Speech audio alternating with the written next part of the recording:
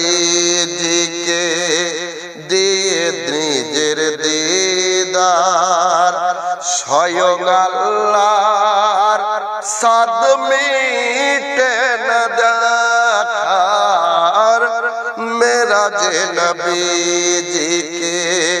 দিয়ে নিজের দিদার স্বয়ং আল্লাহর সাদ মিটে না দেখার বলেন গো বন্ধু,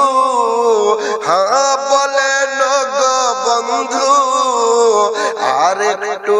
থাকো না নবী মুস্তাফার জামানা দিওয়ানা। আমি না